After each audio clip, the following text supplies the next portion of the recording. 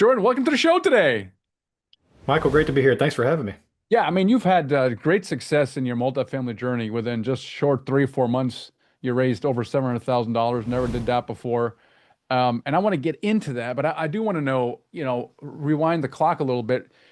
Go back to maybe you had a rich dad, poor dad moment. Like, go back to when was real estate first on your brain? Like, when did you really start taking action towards real estate? And what did that action look like? It may not have started with multifamily out of the gate. Maybe you had a different idea, but what motivated you to look into real estate in the first place? Absolutely. That's a great question. So I had looked at getting into real estate for about a decade. So 2015 timeframe. Started looking at single family homes. Wanted to jump in, but I just never pulled the trigger, never took action. As my career progressed, I started to climb the ladder in my previous W-2 job.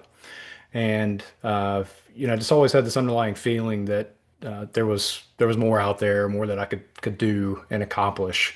So that's when I started to look into. I came across the Rich Dad Poor Dad book, read that in a couple days, and then immediately after, actually came across your book online, ordered the copy and powered through it as well in about a day. And that's when I knew that I was ready to jump into multifamily, or at least starting taking action within real estate. So that was my very short journey to getting into real estate. But uh, Did you look into real estate though? I mean, like, because I mean, was something going on in your life? You're like, oh, I need some additional income, or I need to replace my income, or any like, why? so at the time, I was working a shift work job at a commercial nuclear power plant, and I had a young kid, and it was one of those where I just had a realization that, hey, I'd love to, or need to establish some passive income, and ultimately try to create that financial freedom so I can spend more time with my family, do more in the community, and really just try to start giving back a little bit more.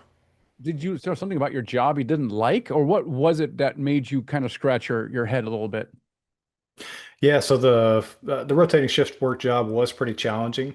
I really enjoyed the job itself, but the rotating back and forth from nights to days was starting to take its toll, and so it was a good opportunity to try to create that passive income uh, to get off the rotating shift job. How is it taking a toll? What do you mean by that? Yeah, so working 12-hour nights, and the next week swap into 12-hour days, and then just back and forth for a couple of years I was doing that. So it was just I wasn't sleeping great. It was an opportunity to uh, get into real estate and start generating some of that passive income. So I'm just asking because I want to kind of get a little deeper here. So you had trouble sleeping because you were working a lot. Did it impact your life in other ways? Your relationships or your health or like and how other and there must have something that clicked one day and it wasn't like, oh, I'm not sleeping as well. Was there some combination of events or single event where you're like, man, I got to do something about this? Yeah, I wouldn't say a single event. It was a cumulative effect. Right after a couple of years, it takes a toll on you, man. It's hard to explain, but it's the time you're at home with your family, you're a little less present, and you start doing that compounding over 2 years, it starts to add up. So I wouldn't say it was a single defining moment necessarily, but one of those after a couple of years, I look back going, hey, this is, I need to find a different path here. Mm.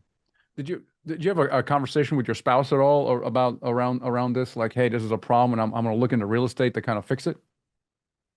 Absolutely. Yeah, so we had quite a few of those conversations over a couple of years, and ultimately, it's the path we decided to go, and it allowed me to kind of scale back on the amount of effort put into. Well, I say effort. This is probably not the right word, but uh, the amount of my life that I was giving up to the W-2 to then take a little bit lower stress job, focus on some real estate as well on the side.